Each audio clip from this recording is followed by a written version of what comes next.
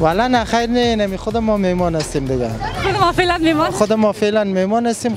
خدا میمان بیاره. اگر فرض مثال واده افطار بیاره خدمتش میکنه.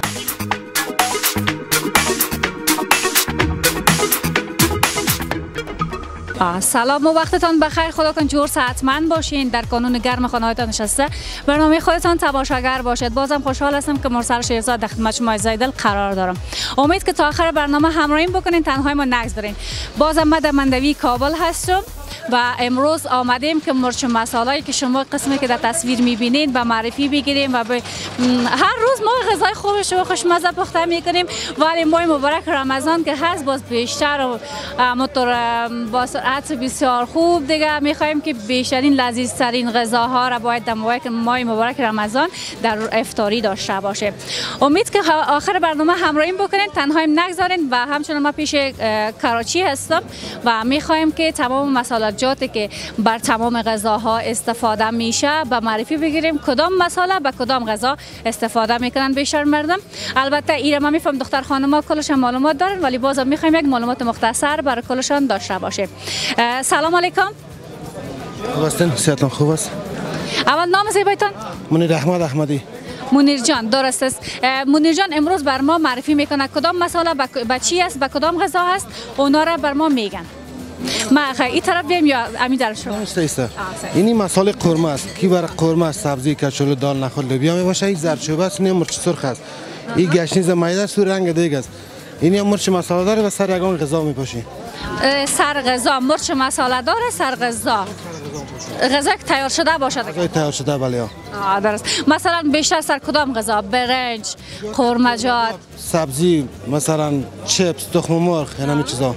سر اون چیزا استفاده میشه؟ بله بله. خیلی خوب است. و زردچوبه رو ما بیشتر که دیدیم سر بسیار چیزهای دیگه هم استفاده میکنن. مثلا به دیگه چیزا؟ پیازه مثلا یگان غذاهای دیگه در برنج هم استفاده میکنن. بیشترین مساله که فعلا در این ماه مبارک رمضان استفاده میشه یا میخرن کدام مساله است که تو خوشمزه باشه؟ مساله پلاو میبرن. مساله قورمه را به خاطر که ماه رمضان است در قورمه و پلاو زیادتر میخورن. دیگه از دیگه چیزا میخرن به اندازه خود. به اندازه خود. خیلی خوب است. دوستای من خب بیشتر چی را دوست دارم؟ چی میگنش؟ بریانی را. و من در خانه همیشه بریانی پخته میکنم. ما میخوایم همون معلومات چه بگیریم که کدام بریانی خوبش است. اینی مساله بریانی است. این هم بریانی است، دیگه شم بریانی است. مگه می بریانی باز خوبتر است به خاطر زیادتر مردم از این استفاده میکنن. شام کس این خوبش است. خیلی خوب. بریانی خود دیگه مسالش تند می باشه. این تند است. این تند است. بیشتر مساله تند استفاده میکنن یا که نرمال؟ نه یگان کسی خانواده کس زیاد مرچ میخوره، تندی را خوش داره، بعضی نشنال استفاده میکنه. کسی که تندی خوش نداره باز از استفاده میکنه تندیش کم است. تندیش کم است. دیگه تو کدام مساله است که بر ما به معرفی بگیرین و یا هم اینی چیزایی که هست ما تا بال نامشون نمیفهم چون استفاده نکردیم میخوایم ما رو به معرفی بگیریم. این مساله قورمه و سبزی و چیزاست تیار آمادگی است. این مساله کس کلان، میخک، دالچین، زیره، پلاو، 4 مساله یک جای میده میشه به خاطر مساله پلاو است. تشکر. سلام.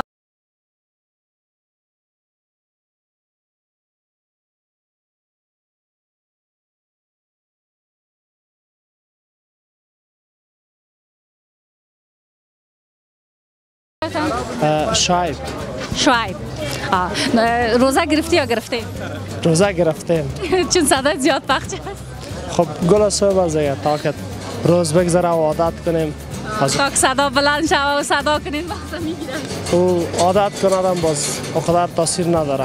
بیشترین چیزی را که یک سوال باید بکنیم چون از برادر پیشتر پرسان نکردم میره پرسان میکردم خودت که مساله را که به خانه میبری کدام مساله است؟ چون دکاندارا بیشتر خودشون به خود خوبش میبرند نه؟ اینطور است که برای خود یا برای دیگران کوشش میکنیم یک چیزی را ما بتیم که مشتری ما شوند دائمی پیش ما بیاد. چیزی نمیتیم که از ما آزرده شوند. دیگه او مختلف است، میکس میشه. باز مساله اصلی بر حساب قورمه و شوربه و چیزا میکس میشه، کیفیت بالا جور میکنیم. دیگه مساله شرکتی است اونقدر سرش اعتبار نمیشه. باز یک خودمون جور میکنیم باز یک چیز اعتباری میاد. دوستان ما این طرف میایم مساله که خودشان میکس کردن دیگه گفته هموطنای ما وطنی را به ما به معرفی بگیره. صحیح است؟ این مساله را که میبینید شما از ترکیب از نمک چینایی است، سیر است، زنجفیل است، ذائقه است، مرچ سیاه، زیره است، تمام چیزها مختلف مکس شده است بر حساب قورمه، شوروا، دال و نخود هر چی استفاده میشه. فقط در برنج که نمیتونیم استفاده کنیم چرا که مسئله رنگدار است. در تمام دیگه میشه که استفاده کرد. خب رنگش از چی گرفتین؟ رنگ شیرین یک چیز است به نام رنگ شیرین. از او استفاده میشه به خاطر که رنگ دیگه سرختر بسازه. بله. و رنگ دیگه مقبول آمد خودش خوبش میاد. اینطور است که یک چیزی که بی رنگ بوده که او هیچ کیفیت هم نخواد داشته باشه از خاطر. بله. تشکر. سلامت زنده باشین. پیامتان در آخر به مردمتان. سلامت باشین. دوستای ما همیشه خوش باشن. رمضان پیشری است. از دوستایی که به حساب توانی مالیشون زیادتر است در بازار ما امروز بسیار مردمای بی‌وضاحت است. امروز نزوا کمک کنن دستشون بگیرن چون دی ما یک فرض که انسان بجا میکنه 70 فرض گفته میشه و یک نفل که انجام میدی برابر فرض ثواب داره. دیگه از این دوستا به خاطر از او تقاضا میکنیم که دست از اونا رو بگیرن تا یک رمضان خوبتر سپری کنن و عید خوش.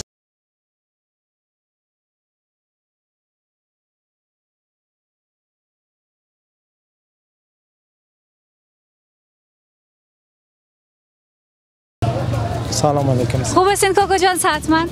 تشکر. ما از دور دیدمتون که خریداری میکنیم تو اول ما جان شما بیایم. زنده باشین. چی ترتیبات دارین؟ ماه مبارک رمضان است، افطاری داری؟ افطاری خب بین خانواده خو هست، حتما میمان چیزام داری؟ والا نه خیر نه، نمی خود ما میمان هستیم دیگه. خود ما فعلا میمان هستیم. خدا میمان بیاره. اگر فرض مثال واده افطار بیاره خدمتش میکنیم. تشکر. سلامت. چی خودت خریدی؟ والا ما دیگه یک قطعه کوثر خریدم. یک دو دانه مربا، یک ذره مساله دیگ. از مساله چی خریدی؟ از مساله فعلا دیگه مرچ سیاه خریدیم، یک ذره تخم گشنیج میخرم.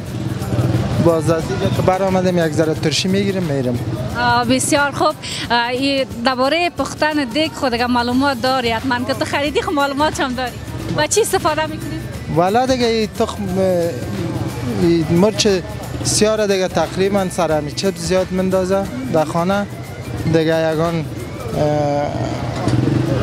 چی بگویم دیگه دمیه هر چیز دیگه استفاده باشه استفاده میشه.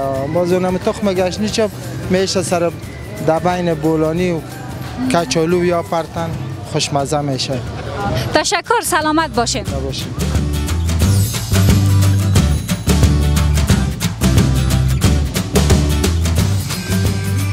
این جوانی بادیان است. خب جوانی بادیان به خاطر چیه؟ به خاطر دل دردی. زیاد میخورید شکم باد میکنه یک کپازی میخورید جور میشه. نه این رقم معلومات نخواستم. چه رقم معلومات ندارم. چیزی که هست. شوخی کردم. خیلی خوب است که همگی در جریان باشن با خبرنی. درست. دیگه چی است و اینا؟ اون میخک است. میخک به خاطر چی استفاده؟ میخک باز حساب گرمیانه است.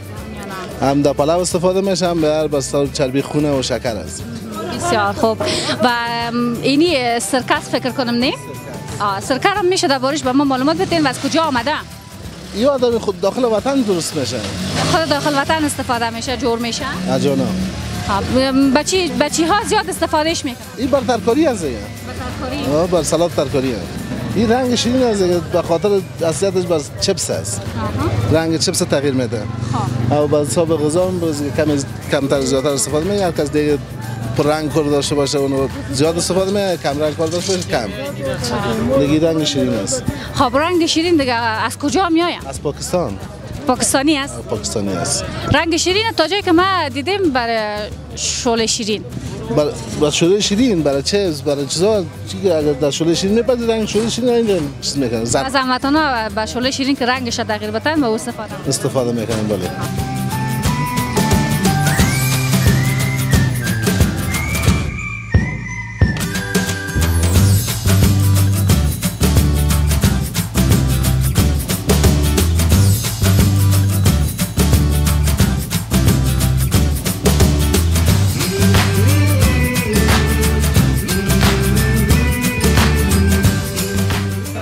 دوستان عزیز مساله جات بود که براتون به معرفی گرفتم. خدا کنه مورد پسندتان قرار گرفته باشه و در ماه مبارک رمضان از مساله جات بیشتر خوب لذیذ استفاده بکنید.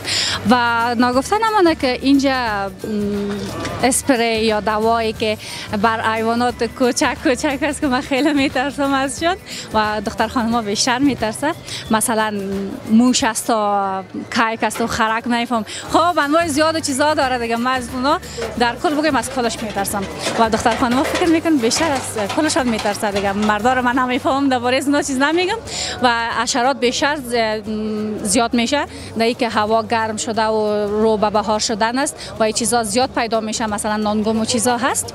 میخوایم که اسپری و همین چیزایی که هست با شما به معرفی بگیریم که در هوای گرم در این حشرات در این خزنده چی را استفاده بکنین که باعث از این نشه که شما را بخوره بگزه.